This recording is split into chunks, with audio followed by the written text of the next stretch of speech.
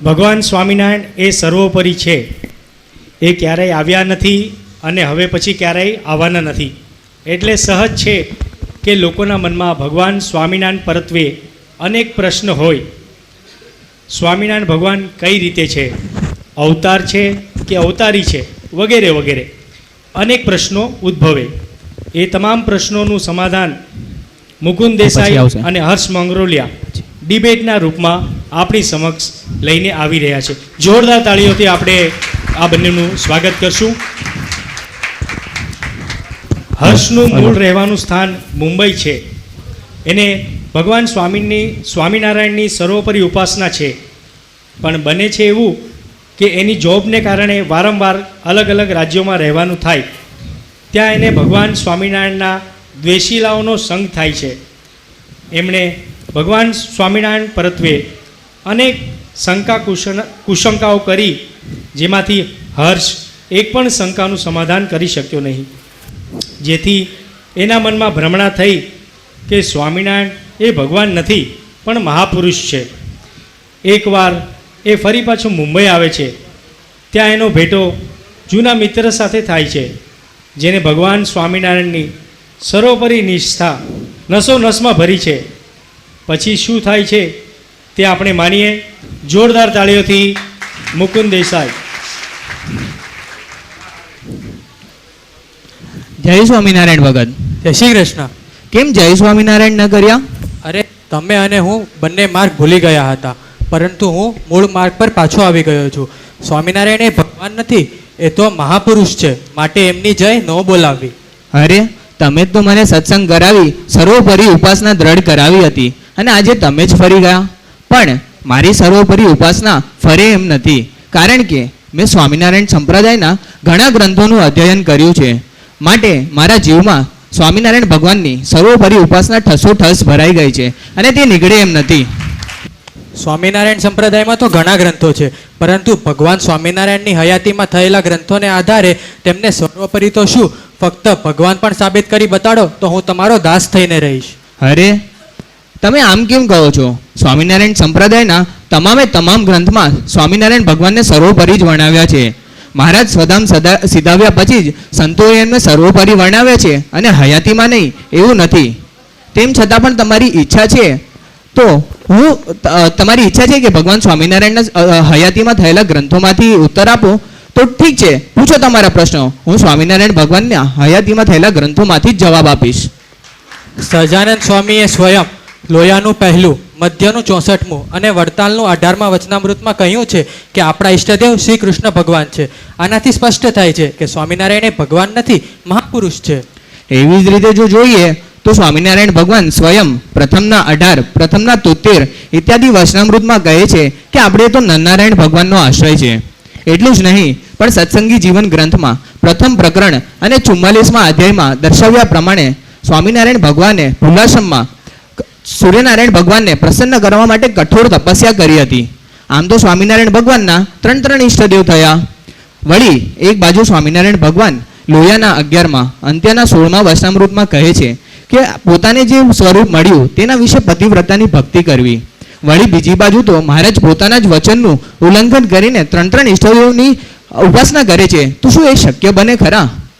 મહાપુરુષનું તો લક્ષણ હોય કે આભ્યંતરે અને બાહ્ય એકી સરીખું વર્તન રાખવું. તેમ છતાં પણ સ્વામિનારાયણ ભગવાને તેમના અલગ અલગ ઈષ્ટદેવની વાતો કરી, તેના પાછળ કંઈક કારણ તો હોવું જોઈએ ને. કારણ વિના તો શક્ય બને નહીં. હા, એ વાત સાચી કે અલગ અલગ જગ્યાએ અલગ અલગ ઈષ્ટદેવ કહ્યા છે. મને કાંઈ સમજાતું નથી, તમે જ કહો શું કારણ હતું? તમને ઉદાહરણ આપીને સમજાવું તો ધારો કે તમે સાયન્સ, કોમર્સ અને આર્ટ્સ ત્રણેયના જાણકાર છો, અને તમારી આગળ 90% સાયન્સના વિદ્યાર્થીઓ બેઠા છે, 5% આર્ટ્સના, 5% કોમર્સના.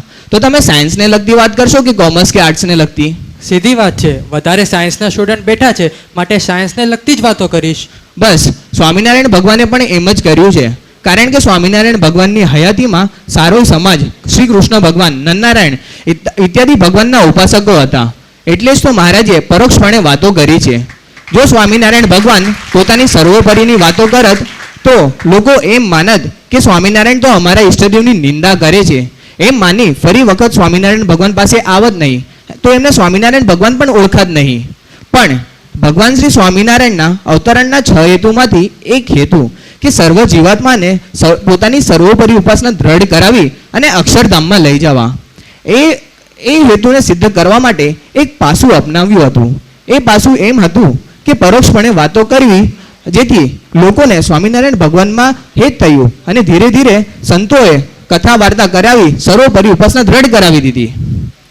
ચાલો, એ તો માન્યમાં આવ્યું કે સામે પરોક્ષના ભક્તો બેઠા હતા માટે પરોક્ષપણે વાતો કરી, પણ શિક્ષાપત્રીમાં તો એવું નહોતું. પોતાના જ ભક્તો માટે શિક્ષાપત્રી લખી છે, છતાં તેના પહેલા મંગળાચરણમાં એમ કહ્યું છે કે હું શ્રી કૃષ્ણ ભગવાનનું ધ્યાન કરું છું. આનાથી સ્પષ્ટ થાય છે કે સ્વામિનારાયણ એ ભગવાન નથી, મહાપુરુષ છે. તમને ઉદાહરણ આપીને સમજાવું તો હા, મને ખબર છે તમે કયું ઉદાહરણ આપશો. જેમ પહેલા ધોરણના ટીચર તેમના વિદ્યાર્થીને શીખડાવવા માટે એકડે કુટાડે એ જ ને, તે ઉત્તર યથાર્થ નથી. એક પણ શંકા ન રહેવો તેવો ઉત્તર આપો. હા, બસ એ જ ઉદાહરણ હતું. તેમ છતાં પણ તમને હજી માન્યમાં ન આવતું હોય અને તમારા પ્રશ્ન પર અડગ રહેતા હો તો તમારા પ્રશ્નના આધારે જ ભગવાન રામ અને કૃષ્ણ પણ મહાપુરુષ સાબિત થાય. કઈ રીતે? ભગવાન રામ સેતુ બનાવતી વખતે શિવજીની આરાધના અને પૂજા કરી હતી, જે આજે રામેશ્વર તરીકે ઓળખાય છે. એટલું જ નહીં, પણ શ્રીમદ ભાગવતના દશમ સ્કંદ અને 70 અધ્યાયમાં દર્શાવ્યા પ્રમાણે કૃષ્ણ ભગવાન પ્રતિદિન ગાયત્રી મંત્રનો જપ કરતા હતા. સવારે નિત્ય ઉઠીને સૂર્યોપસ્થાન કરી દેવતાઓને તર્પણ, પૂજન, અર્ચન ઇત્યાદિ કરાવીને જ ગાયોને ચરાવવા જતા. તો આમ તમારા પ્રશ્નના પ્રમાણે ભગવાન રામ અને કૃષ્ણ પણ મહાપુરુષ સાબિત થયા. બોલો. ના, એ તો ભગવાન જ છે અને તે લીલા કરી છે એ તેઓ પોતાના ભક્તોને સમજાવવા માટે, એની માટે તેમણે મનુષ્ય રીતે વર્તન કર્યું છે. બસ હું પણ એ જ કહેવા માંગુ છું કે જેમ રામ ભગવાન અને કૃષ્ણ ભગવાને તેના ભક્તોને શીખવાડવા માટે એ રીતે વર્તન કર્યું, તેમ સ્વામિનારાયણ ભગવાને પણ કર્યું. ચાલો, એ તો માન્યમાં આવ્યું, પરંતુ સ્વામિનારાયણ ભગવાનનું તો એક પણ શાસ્ત્રમાં વર્ણન નથી, તો તમે તેમને શું કામ ભગવાન માનો છો? એમ જ જો જોઈએ તો ભગવાન કૃષ્ણ અને રામનું પણ વેદો અને ઉપનિષદોમાં વર્ણન નથી. તો શું એ ભગવાન નથી? વેદો અને ઉપનિષદોમાં વર્ણન ન હોવા છતાં પણ આખી દુનિયા સ્વીકારે છે કે એ ભગવાન છે. તો તમારો તો પ્રશ્ન જ ના ઉભો રહ્યો. તેમ છતાં પણ તમને હજી માન્યમાં ન આવતું હોય તો સ્વામિનારાયણ ભગવાન પ્રગટ થવાના છે તેની આગાહીઓ અનેક શાસ્ત્રોમાં જોવા મળે છે. જેમ કે સ્કંદ પુરાણના વૈષ્ણવખંડ છે, તેમાં વાસુદેવ મહાત્મ્યમાં અધ્યાય 18માં અને 43 અને 44 શ્લોકમાં સ્પષ્ટ કહ્યું છે કે ધર્મદેવ તદા મૂર્તો ન નારાયણાત્મના પ્રવૃત્તોપી કલો બ્રહ્મ ભૂતવામ સામગો દ્વિજ. અર્થાત ઘોર કળિયુગમાં ઋષિના શ્રાપને નિમિત્ત બનાવીને ધર્મ ભક્તિને ઘેર નારાયણ મુનિ નામથી અવતાર ધારણ કરશે. એટલું જ નહીં, પણ વિષ્ણુ ધર્મોત્તરમાં પણ સ્પષ્ટ કહ્યું છે કે મહાધર્માન વયે પુણ્યે નામના પાપ વિનાશકે હરિપ્રસાદ વિપ્રસ્ય સ્વામી નામના હરિ સ્વયં. અર્થાત મહાધર્મનું સ્થાપન કરવા, પાપનો નાશ કરવા માટે હરિપ્રસાદને ઘેર સ્વામી નામથી અવતાર ધારણ કરશે. અને તમને પણ ખ્યાલ છે કે ધર્મદેવનું મૂળ નામ હરિપ્રસાદ જ છે. એટલું જ નહીં, પણ વિશ્વેક્ષણ સંહિતામાં પણ સ્પષ્ટ કહ્યું છે કે ભૂમ્યામ કૃતા અવતારોયમ સર્વ નેતામ જનાનામ પ્રાપિષ્યામિ વૈકુંઠમ સહજાનંદ નામત. અર્થાત લોકોને પાપમાંથી ઉગારવા, પોતાનું અક્ષરધામ આપવા માટે સહજાનંદ સ્વામી નામથી કળિયુગમાં અવતાર ધારણ કરશે. તેમજ બ્રહ્માંડ પુરાણમાં પણ સ્પષ્ટ કહ્યું છે કે દત્તાત્રેયો કૃતયુગે ત્રેતાયામ રઘુનંદન દ્વાપરે વાસુદેવ સ્યાત કલો સ્વામી વૃષાત્મજ.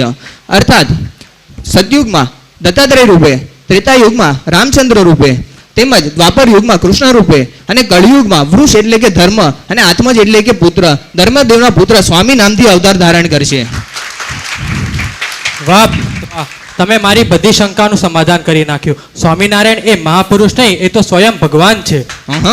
સ્વામિનારાયણ ભગવાન તો ભગવાન છે જ, પણ એ તો સર્વોપરી ભગવાન છે. અરે, તમે એમને સર્વોપરી શું કામ કહો છો? કારણ કે શ્રી કૃષ્ણ ભગવાને સ્વયં શ્રીમદ ભગવદ્ ગીતામાં કહ્યું છે કે હું જ પુરુષોત્તમ છું. એમ જ જો જોઈએ તો કપિલ ગીતામાં પણ કપિલ ભગવાને કહ્યું છે કે હું જ પુરુષોત્તમ છું. તો શું બે પુરુષોત્તમ હોઈ શકે ખરા? ન હોઈ શકે. વરાહ પુરાણમાં 4થા અધ્યાય અને 2 થી 4 શ્લોકમાં સ્પષ્ટ કહ્યું છે કે મત્સ્ય કુર્મો વરાહસ્ય નરસિંહો તો વામન રામો રામસ્ય કૃષ્ણચ બુદ્ધ ચ કલ્કી ચતે દશ એતસ્ય પરમમ રૂપમ તન્ન પશ્યંતિ દેવતા અસ્મદાદિ સ્વરૂપેણ કુર્યંતિ તતો ધૃતિમ. અર્થાત વરાહ ભગવાન પૃથ્વીની વિશે કહે છે કે રામ, કૃષ્ણ, વરાહ, મત્સ્ય વગેરે જે 10 અવતારો કહેવાય છે, તેના થકી પણ જે પરતત્વ છે તેના દર્શન તો દેવતાઓને પણ દુર્લભ છે. તેથી દેવતાઓ મારા અને પૂર્વે કહેલા રામકૃષ્ણ ઇત્યાદિ જે અવતારો કહેવાય છે તેના દર્શન કરીને પોતાની ઈચ્છા પૂરી કરે છે. તો આનાથી સ્પષ્ટ થાય છે કે જે રામકૃષ્ણાદિ 10 અવતાર છે તેના થકી પણ એક પરતત્વ છે. હજી તમને માન્યમાં ન આવતું હોય તો મહાભારતના અશ્વમેઘ પર્વમાં અનુગીતા છે, તેમાં 16મા અધ્યાયમાં અને 11 થી 13 શ્લોકમાં સ્પષ્ટ કહ્યું છે કે જ્યારે અર્જુને કૃષ્ણ ભગવાનને શ્રીમદ ભગવદ્ ગીતા ફરીથી સંભળાવવાનું કહ્યું ત્યારે કૃષ્ણ ભગવાને કહ્યું કે નચ શક્યમ પુનર્વક્તુ મ શેષણ ધનંજય પરમ હિ બ્રહ્મ કથિતમ યોગ યુક્તેન તન્મયા. હે અર્જુન, હું એ જ્ઞાનને ફરીથી સંપૂર્ણ રીતે કહેવા માટે સમર્થ નથી, કારણ કે તે વખતે યોગ નિષ્ઠ થઈને તમને પરબ્રહ્મનો ઉપદેશ આપ્યો હતો. તેથી અહીંયા સ્પષ્ટ થાય છે કે જ્યારે ભગવદ્ ગીતાના ઉપદેશ વખતે કૃષ્ણ ભગવાનની માહી બોલનારા કોઈ પરમ તત્વ હતા. તેથી જ તો ઠેર ઠેર કહ્યું છે કે હું જ પુરુષોત્તમ છું, હું જ પુરુષોત્તમ છું. ચાલો, એ તો માન્યમાં આવ્યું કે શ્રી કૃષ્ણ એ સર્વોપરી નથી, પરંતુ તમે શા આધારે ભગવાન સ્વામિનારાયણને સર્વોપરી કહો છો? સ્વામિનારાયણ સંપ્રદાયના તમામ ગ્રંથોમાં ઉલ્લેખ છે કે બદ્રિકાશ્રમમાં નર શ્રાપ થયો હતો અને સ્વયં નરનારાયણ ભગવાને ધર્મ અને ભક્તિને કહ્યું હતું કે હું સ્વયં તમારે ત્યાં અવતાર ધારણ કરીશ. આ પ્રમાણે જોઈએ તો સ્વામિનારાયણ ભગવાન તો નરનારાયણ જેવા થયા ને. એમ જ જો જોઈએ તો સ્વામિનારાયણ સંપ્રદાયમાં તમામ ગ્રંથમાં એ પણ ઉલ્લેખ છે કે વૃંદાવનમાં ધર્મ ભક્તિ અને ઋષિઓની ભક્તિ અને તપથી પ્રસન્ન થઈને કૃષ્ણ ભગવાને દર્શન આપીને કહ્યું હતું કે હું તમારા ઘર અવતાર ધારણ કરીશ. તો ધર્મ ભક્તિને ઘેર કોણે અવતાર ધારણ કર્યો? કૃષ્ણ ભગવાને કે નરનારાયણ ભગવાને? બંને તો શક્ય બને નહીં. હા, એ વાત સાચી કે વૃંદાવનમાં શ્રી કૃષ્ણ ભગવાને પણ વરદાન આપ્યું હતું. મને તો કાંઈ સમજાતું નથી, તમે જ સમજાવો.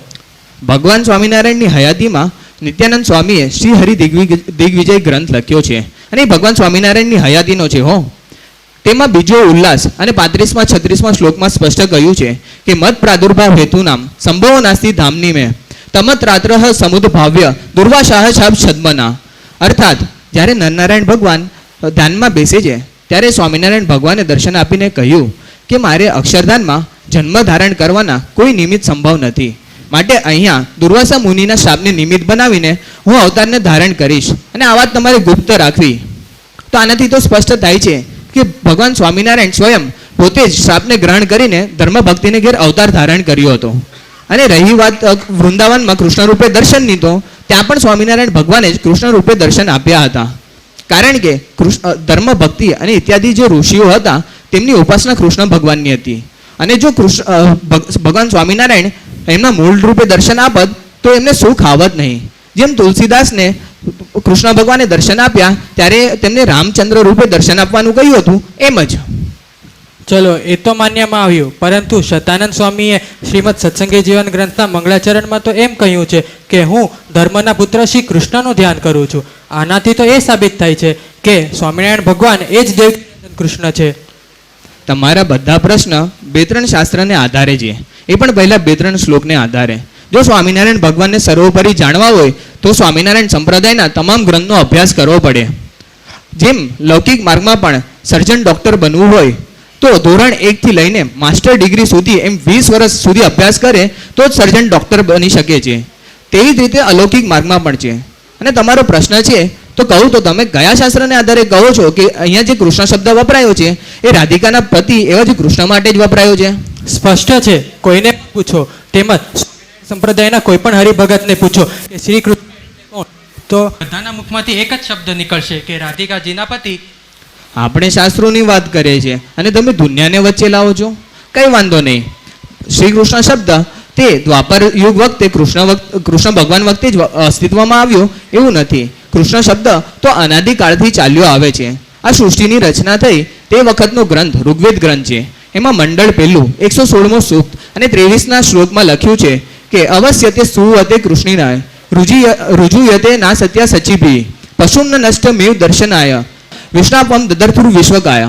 અર્થાત હે અશ્વિની કુમારો, સરળ માર્ગથી જનારા કૃષ્ણ પુત્ર, વિશ્વકના વિનષ્ટ થયેલા પુત્ર વિષ્ણાપને તમે પશુની જેમ ખોવાયેલા હતા તેને શોધીને આપ બંને તમારી સામર્થ્ય શક્તિથી દર્શનને માટે ઉપસ્થિત કરી દીધો.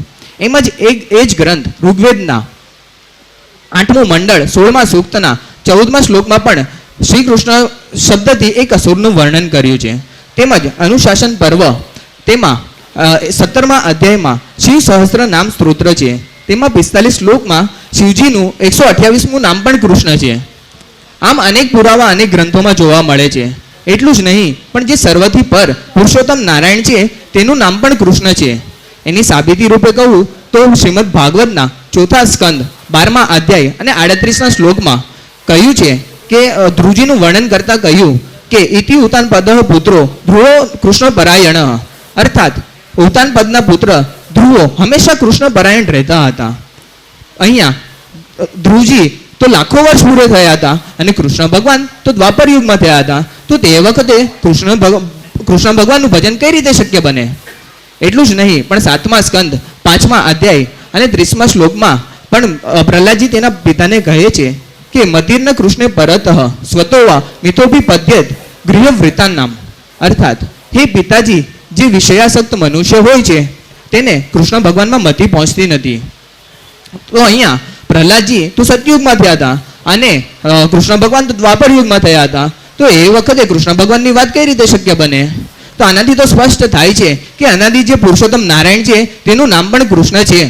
અને કૃષ્ણ ભગવાન પહેલા પણ કૃષ્ણ શબ્દ અલગ અલગ વ્યક્તિ માટે અને અલગ અલગ અર્થમાં વપરાયો છે. માટે જ્યાં જ્યાં કૃષ્ણ શબ્દ જોવા મળે છે ત્યાં ત્યાં વસુદેવના પુત્ર કૃષ્ણનો નિર્દેશ છે એવું માનવું યોગ્ય નથી. તો પછી શતાનંદ સ્વામીએ મંગલાચરણમાં શ્રી કૃષ્ણ શબ્દથી કોનું ધ્યાન કર્યું હશે? અહીંયા પણ શતાનંદ સ્વામીએ શ્રી કૃષ્ણ શબ્દથી સ્વામિનારાયણ ભગવાનનું ધ્યાન કર્યું છે. કારણ કે મેં પહેલા સાબિત કર્યું કે અનાદિ પુરુષોત્તમ જે નારાયણ છે એનું નામ પણ કૃષ્ણ છે. એ દ્રષ્ટિએ પણ જોઈએ તો સ્વામિનારાયણ ભગવાન જ થયા. કારણ કે સ્વામિનારાયણ ભગવાન એ સર્વોપરી અનાદિ પુરુષોત્તમ નારાયણ ભગવાન જ છે. એટલું જ નહીં, પણ શ્રીમદ સત્સંગી જીવનના પ્રથમ પ્રકરણ અને 24મા અધ્યાય અને 26મા શ્લોકમાં સ્પષ્ટ કહ્યું છે કે માર્કંડે મુનિએ સ્વામિનારાયણ ભગવાનનું બીજું નામ કૃષ્ણ રાખ્યું હતું. એ દ્રષ્ટિએ પણ જોઈએ તો સ્વામિનારાયણ ભગવાન જ થયા.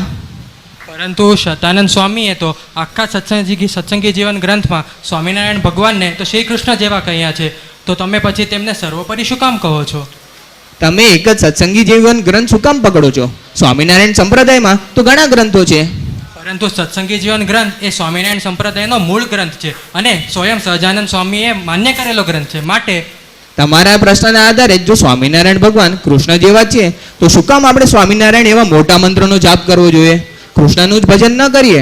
સ્વામિનારાયણ એક વખત નામ લઈએ એટલી વારમાં તો કૃષ્ણ 3 વખત બોલાઈ જાય તો ઓછા સમયમાં વધુ ભજન થશે.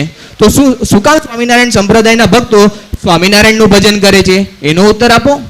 અને બીજું તમે કહ્યું કે સત્સંગી જીવન ગ્રંથ એ સ્વામિનારાયણ ભગવાનને માન્ય અને સંપ્રદાયનો મૂળભૂત ગ્રંથ છે. તો એના આધારે તો સ્વામિનારાયણ મહામંત્ર જ અમાન્ય સાબિત થાય. કારણ કે સંપૂર્ણ સત્સંગી જીવન ગ્રંથમાં સ્વામિનારાયણ મહામંત્રનું પ્રાગટ્ય કોણે અને ક્યારે કર્યું છે એનો ક્યાંય ઉલ્લેખ નથી. તો શું કામ સ્વામિનારાયણ સંપ્રદાયના ભક્તો સ્વામિનારાયણ મંત્રનો જાપ કરે છે? એનો ઉત્તર આપો. મારી તો હવે બુદ્ધિ કામ નથી કરતી, તમે જ કહો તો સમજાશે. મેં પહેલા ઉત્તર આપ્યો એનો એ જ ઉત્તર કે મહારાજના અવતરણના 6 હેતુમાંથી એક હેતુ કે સર્વે જીવાત્માને પોતાની સર્વોપરી ઉપાસના દ્રઢ કરાવી અને અક્ષરધામ લઈ જવા. એ હેતુને સિદ્ધ કરવા માટે જ સ્વામિનારાયણ ભગવાને શતાનંદ સ્વામીને સત્સંગી જીવનમાં પરોક્ષપણે જ વર્ણવવાની આજ્ઞા કરી હતી, જેથી પરોક્ષના હરિભક્તો પણ એ ગ્રંથને વાંચી શકે. એટલે તો શતાનંદ સ્વામીએ આખા એક ગ્રંથમાં સ્વામિનારાયણ મહામંત્રનું પ્રાગટ્યનો ક્યાંય ઉલ્લેખ કર્યો નથી. છતાં પણ આખા સત્સંગી જીવનને પરોક્ષપણે વર્ણન કર્યા છતાં પણ શતાનંદ સ્વામીએ બીજા પ્રકરણ અને આખા 5મા અધ્યાયમાં સ્વામિનારાયણ ભગવાનના સમાધિ પ્રકરણનું વર્ણન કર્યું છે. જેના ઈષ્ટદેવ હતા એને એ રૂપે સમાધિ કરાવીને અને એ રૂપે દર્શન આપતા. તેથી જ તો સત્સંગી જીવન ગ્રંથના આધારે પણ સ્વામિનારાયણ ભગવાન સર્વોપરી સાબિત થયા. કારણ કે ગર્ગ સંહિતામાં ગોલોકખંડ છે તેમાં પ્રથમ અધ્યાય અને 24મા અને 25મા શ્લોકમાં સ્પષ્ટ કહ્યું છે કે યસ્મિન સર્વણી તેજાંસી વિલીયંતે સ્વ તેજસી તમ વદંતી પરે સાક્ષાત પરિપૂર્ણતમમ સ્વયં પૂર્ણસ્ય લક્ષણમ યત્રયમ પશ્યંતિ પૃથક પૃથક ભાવેના બીજના સ્વયં પરિપૂર્ણતમઃ સ્વયં. અર્થાત જેના તેજમાં બધા જ તેજ લીન થાય છે અને જે લોકોને જુદા જુદા રૂપે દર્શન આપે છે તેને જ પરિપૂર્ણ અવતાર કહેવામાં આવે છે. ભગવાન સ્વામિનારાયણની હયાતીમાં ભક્ત ચિંતામણી ગ્રંથ લખાયો છે. તેમાં નિષ્કુળાનંદ સ્વામી 105ના પ્રકરણમાં 57ની કડીમાં કહે છે કે વળી જે સહુ અવતાર સ્વરૂપ એના ઐશ્વર્ય જે અનુપ તે તમમાં દેખે ધ્યાનવાન માટે સૌના કારણ ભગવાન.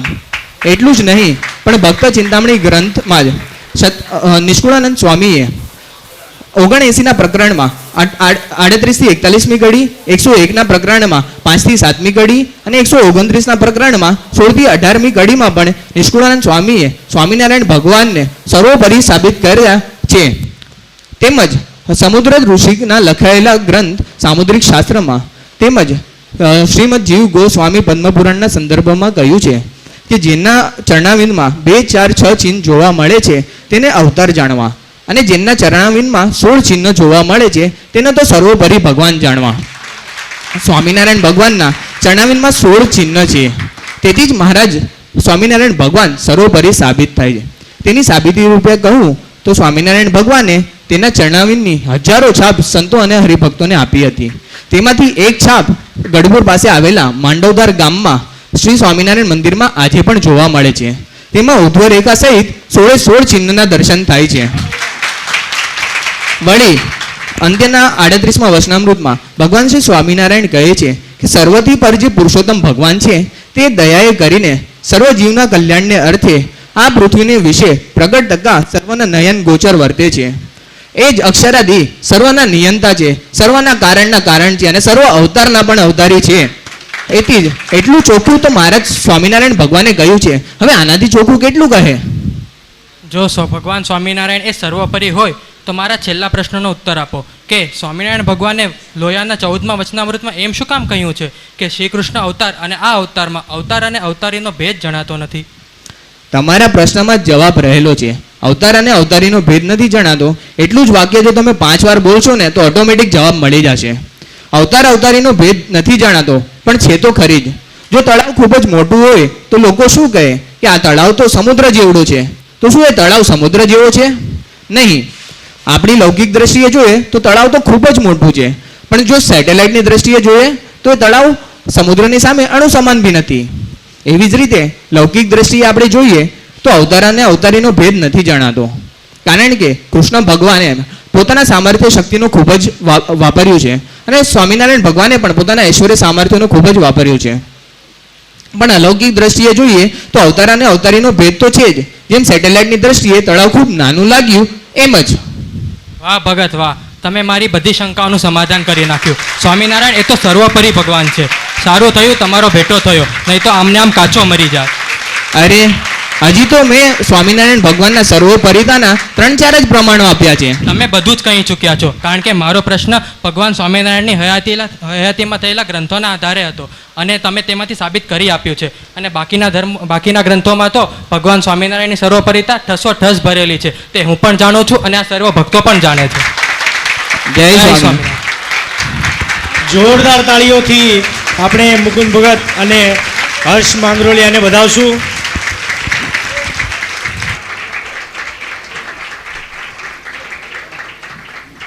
ભક્તો, 14 પાનાનું આ ડિબેટ, 14 પાનાનું ડિબેટ આપણને એક નાનો ફકરો બોલવાનું કીધું હોય ને, પહેલી કડી માંડ માંડ બોલાય, ત્યાં બીજી કડી ભૂલાઈ જાય. શ્રી સ્વામિનારાયણ સર્વોપરીના આ વાત સાંભળીને 500 રૂપિયા મનુભાઈ સિદ્ધપુરા તરફથી ઇનામ રૂપિયા આવે છે. બોલો સ્વામિનારાયણ ભગવાનની જય. ખૂબ ખૂબ સરસ આપણને આ ડિબેટ આ લોકોએ ખૂબ જ મહેનત કરી, પરંતુ આ જે ડિબેટ થઈ એની પાછળ સૌથી મહત્ત્વની મહેનત કે જે આ આપણને અલગ અલગ શાસ્ત્રો અને એમાંથી પણ અમુક શ્લોકો શોધીને આ ડિબેટમાં મૂકવા અને બંધ બેસાડવું એ ખૂબ જ કપરું કામ છે. મારી જેવાનું તો કામ જ નથી. એટલે આ જબરજસ્ત ડિબેટ તૈયાર કરી એ બીજા કોઈ નહીં પરંતુ પ્રવીણ ભગતના જ બીજા પુત્ર ચતુર ભગત. જોરદાર તાળીઓથી આપણે એમને વધાવશું અને ચતુર ભગતને વિનંતી કરીશ કે સ્વામી પાસે આવી અને પ્રસાદીનો હાર ગ્રહણ કરશે. જોરદાર તાળીઓ ચાલુ રાખો.